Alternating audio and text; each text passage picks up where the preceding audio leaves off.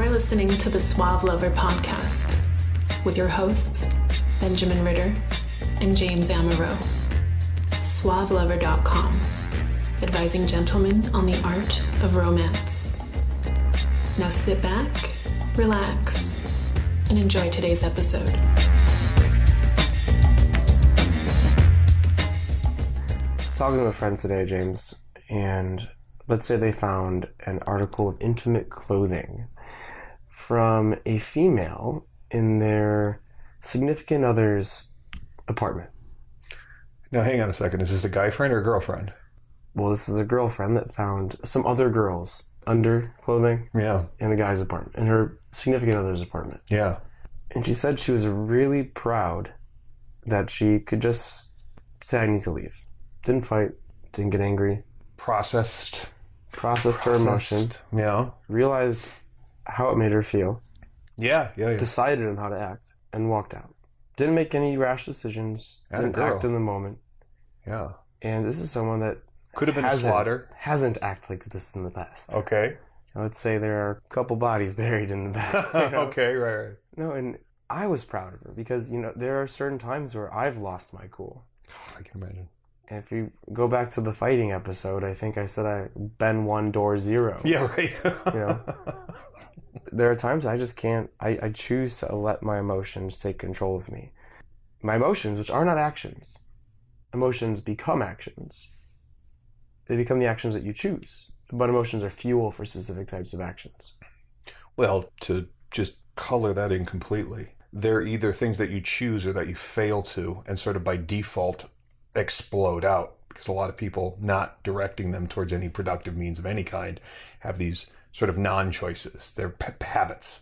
And so if your jealousy turns into the habit of fighting, or the habit, it's sure as shit not a conscious choice, because you'd sit there and go, well, if I could do it differently, I would, but you can't for whatever reason. But right. So that's great when you sort of intercept what this girl did. She intercepted and she goes, I'm going to kill the guy, so I probably better get out of here, get some space. I've dealt with this before. I understand what's going to happen. Yeah. And I didn't like how I acted before. And I remember the consequences of acting like that.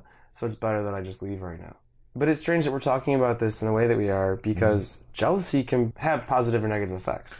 I'll tell you one thing that took me a long time to get, because I'm sort of, very polyamorous, free love dispositionally, was, and this has happened a good handful of times, that I've come to realize that the girl that I was with or interested in or whatever was turned on far more by my possessiveness, by my bullshit asymmetric claim, I don't want you sleeping with other guys. And she goes, well, are you going to sleep with other girls? And I'm like, well, yeah. But I don't want you sleeping with... And as fucked up as that is to me, to her, it was like, oh, well, he's invested in me. He's trying to protect me. He wants me. And it's weird to me that is so important to a fair number of girls' sense of sort of the relationship that you're... Or even if it's not, it's a pre-relationship. But guys, too. Because I know some girls that were in your shoes. Sure. That basically said, I'm not ready for this right now. We need to just have fun and see where it goes. Oh, yeah. And the guy would freak out. He'd say, you must not love me. Because some people's perception of love involves, or care and emotions, involves that type of display of emotion. That display of, I own you, I possess you, you are mine, you cannot give any of yourself to anyone else. No, one of the worst things in a relationship is when you're using imperial and she's on the metric system and you guys are just completely out of whack. From personal experience, I can be in an open relationship. I prefer an open relationship. If I like someone enough, I'm willing to make the sacrifice and commit to them. Now, they see me saying sacrifice, someone that enjoys commitment, that wants commitment, that's only perception of a relationship is exclusive commitment. They see that idea as wrong. You shouldn't want to sacrifice, right? Because my reactions then in that type of constraining relationship would be jealousy. I'd become jealous because what happens then is we had a contract. We developed a contract in that exclusive relationship. And I think that's why a lot of people tend to get jealous. They feel wronged. right? They're protecting themselves. They're protecting the contract of the relationship. They said these were the terms, and you broke them, or I think you broke them, or I think you're breaking them.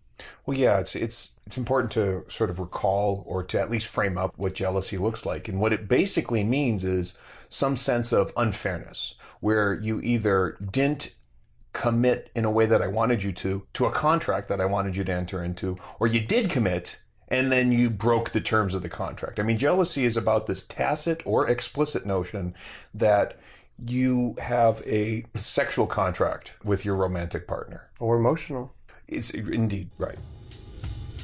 The Essentials by Benjamin Ritter is your concise manual for life improvement and success with women. The Essentials has been called a straight-to-the-point lesson in the lost art of being a man. Packed with insights, this book will transform the way you think about dating and relationships.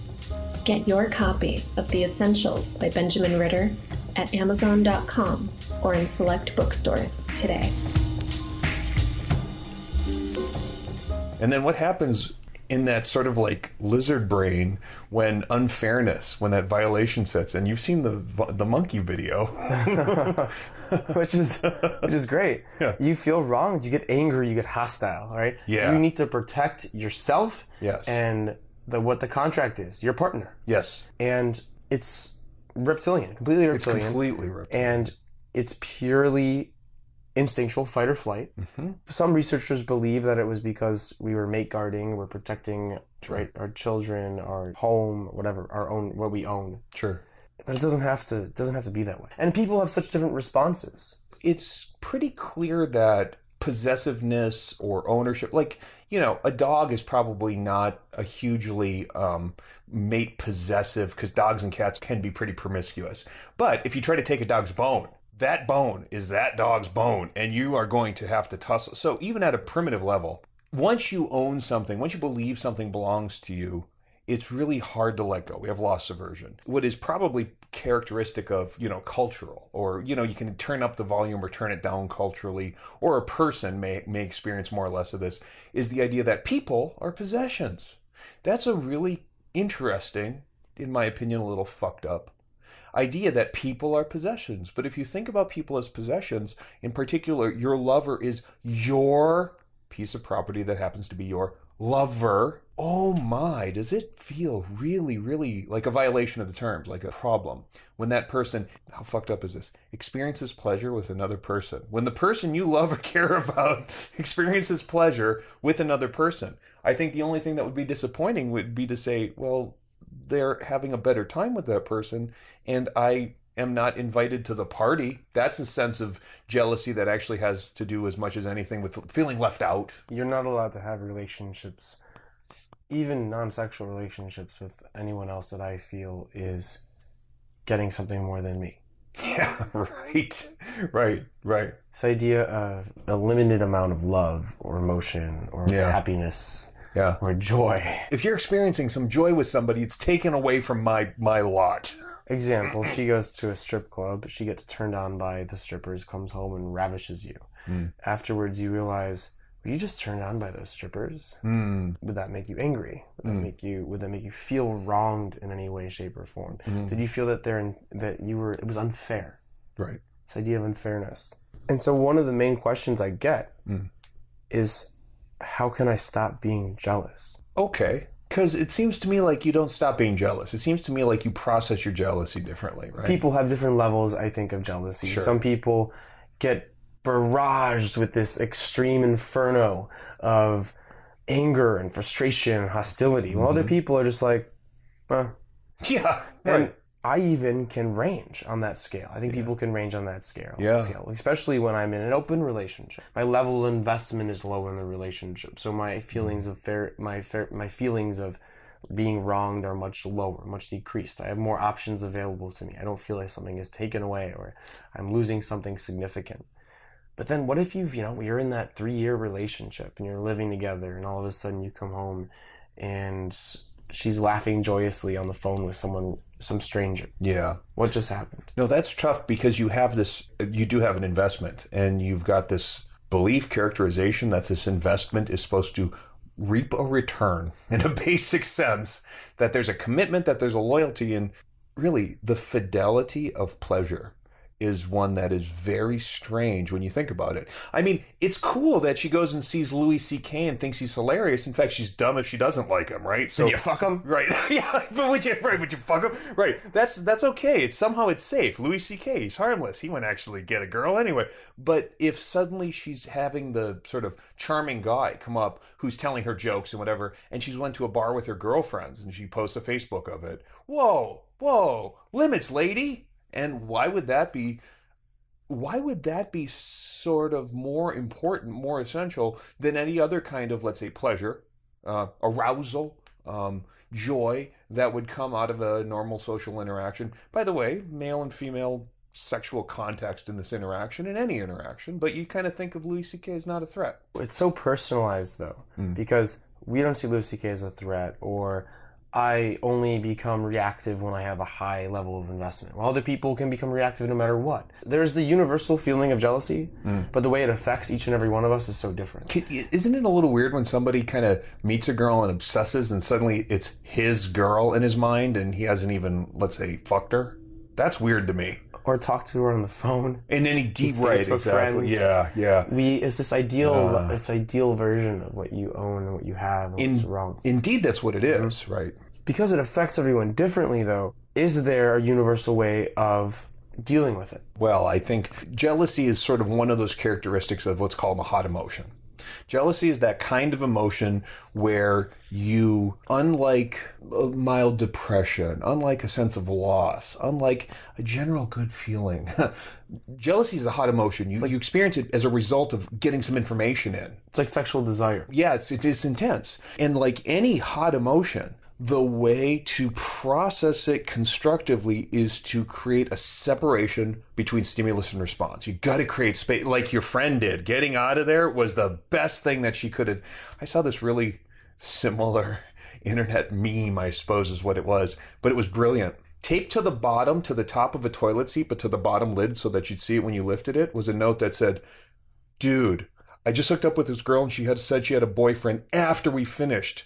Sorry to let you know this way, but if it were me, I would have wanted to know. Your bro." Taped to the bottom of the toilet lid, outing the girl for her little dalliance. But of course, she wouldn't have known until she lifted the lid, leaving it for the guy. It's the same kind of thing. If you see that and you're like,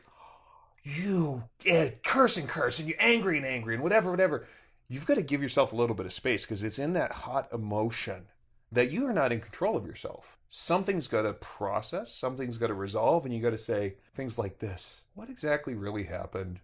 What exactly did I lose? What now do I do with this person who matters to me or mattered to me? And also, why am I feeling jealous? Because you may be wrongly feeling jealous. This may not be a proper emotion. She may not have done anything wrong. Why am I feeling jealous?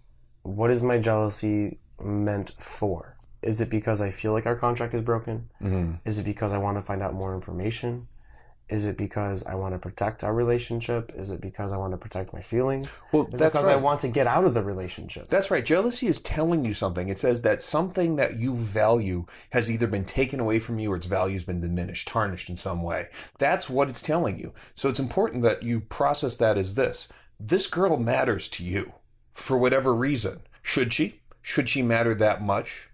Should you be responding in a way that increases the investment? I hate to be the one to say it, but if you like it that much, you need to put a ring on it.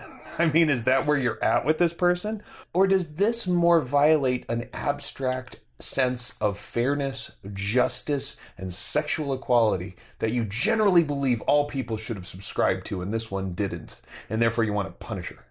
Or get her back? Or, yeah, and the purpose of your jealousy is to what? How to Start a Kinky Relationship by James Amaro is the definitive guide to successful, alternative, romantic relationships. The book has been called 50 Shades of Grey for Real People. Educational, informative, and irreverent, this book has something to offer anyone who is curious and sexually adventurous. Get your copy of How to Start a Kinky Relationship by James Amaro at Amazon.com or in select bookstores today. If you really want to stay with the person, if you want to break up with the person, realize that, because how you react can affect those outcomes. Yeah. And when you're separated from this stimuli, this is what you should be thinking about. You should be accepting the fact that you're feeling jealous, but trying to figure out why. And then trying to figure out what outcome you want from your action. Yeah. Because if you call the person 30 times because you saw a picture of her with another guy on Facebook, embraced intimately, and then you don't stop calling her and you go to her house and you knock on her door and you break in and then you sit on her bed and take off all your clothes and cry, probably going to have some really bad consequences. Yeah, it doesn't sound like it could end well. Yeah. Really try to figure out what you're trying to accomplish. Arrested by cops? Or in a relationship still? See, it seems to me that the long-lived relationships, the one where, people have been together for 60 years and counting, aren't built on the idea that there's no sex outside of that partnership. It's built on the idea that anything that happens outside that partnership is processed and handled appropriately.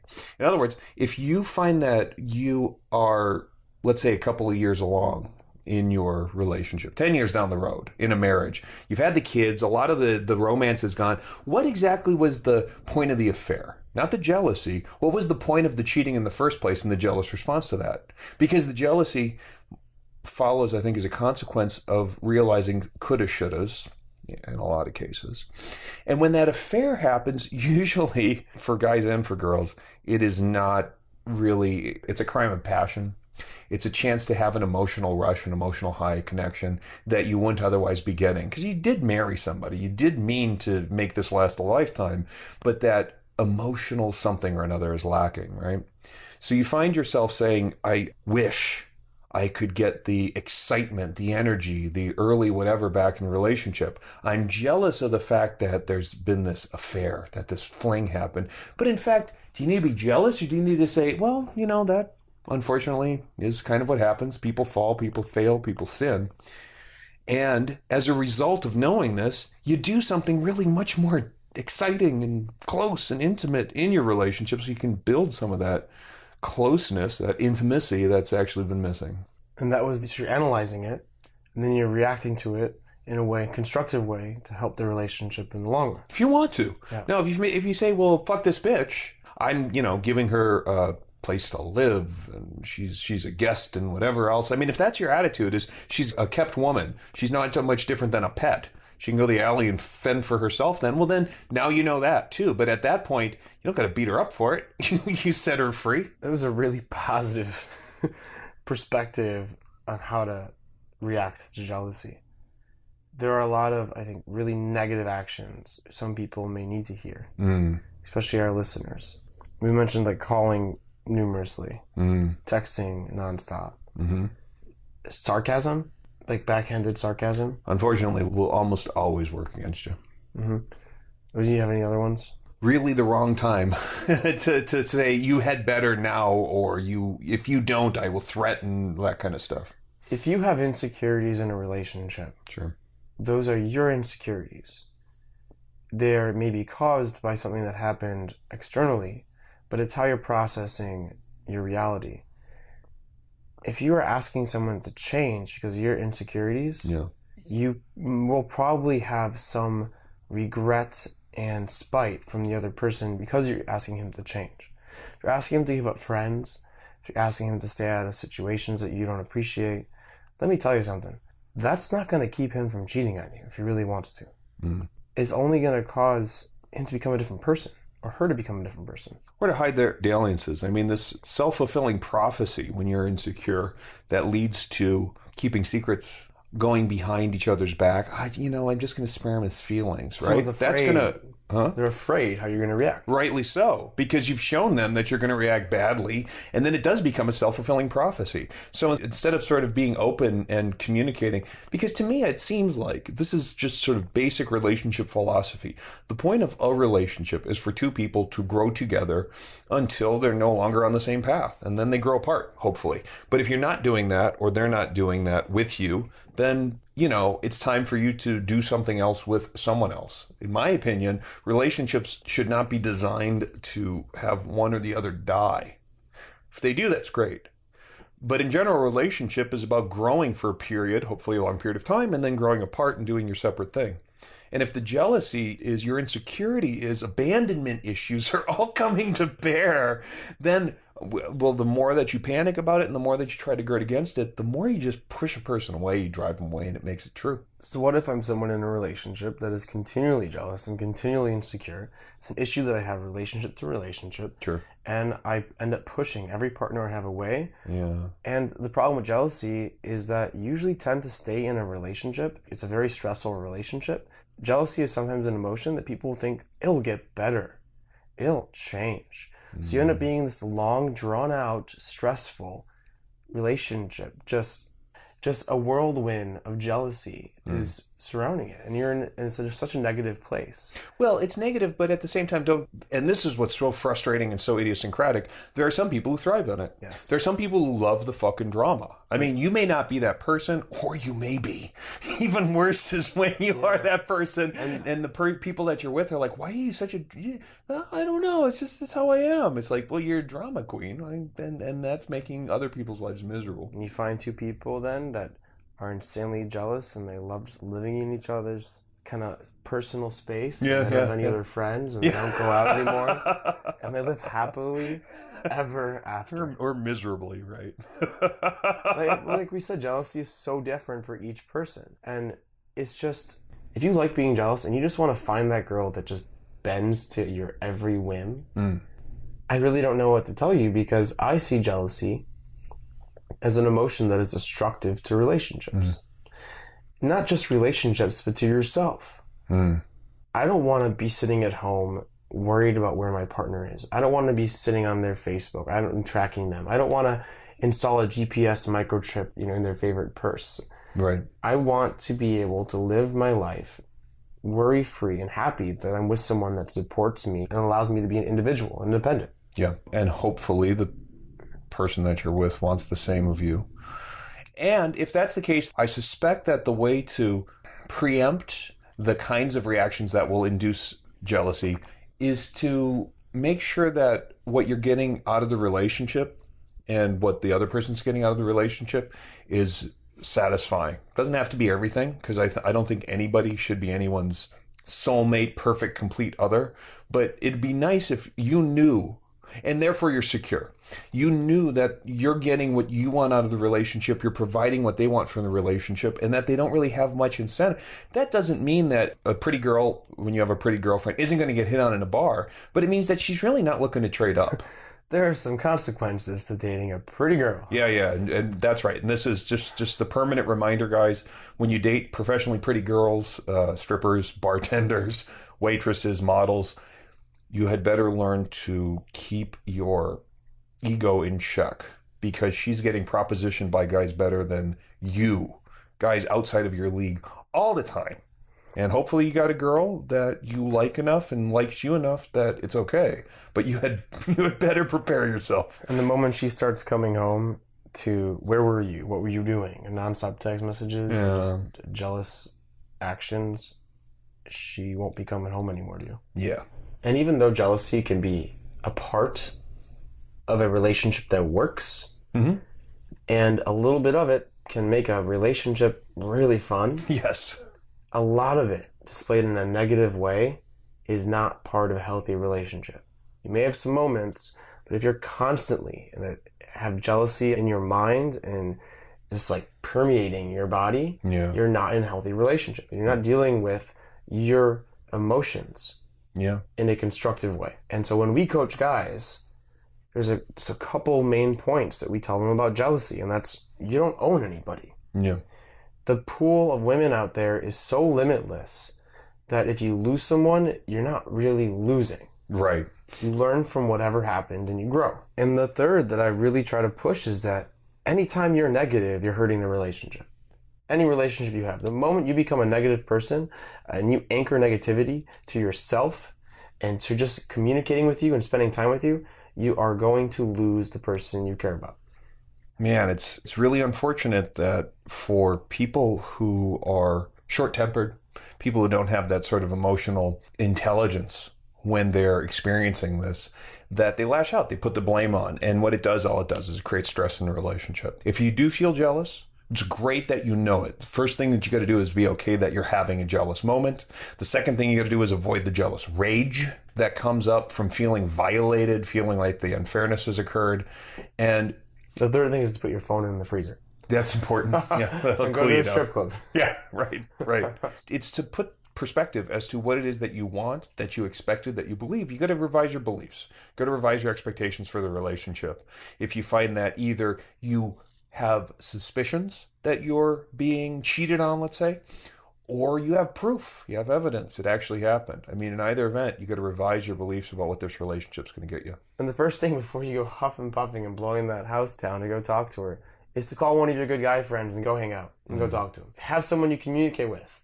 Is it your best girlfriend? Is it your family? Is it your sister? Is it your best guy friend? Do not talk to your significant other first. Get it out of your system. Bitch as much as you want. And just vent. Don't let someone rile you up. But just vent. Get it all out. Get all that anger. Get all that frustration. Go to the gym. Almost even sleep on it. And talk about it the next day. Because things really aren't that big of a deal most of the time. So one little last thing that really kind of is my problem, and that I have instructed clients to be careful with this, is that when you have options, jealousy is a great motivator to go and utilize those options. Okay. I feel bad in this relationship. I'm going to feel good and get validated from this other relationship. Is utilizing those other relationships, getting validation from somebody else, is that a constructive way to deal with jealousy? Is it? Personally, no.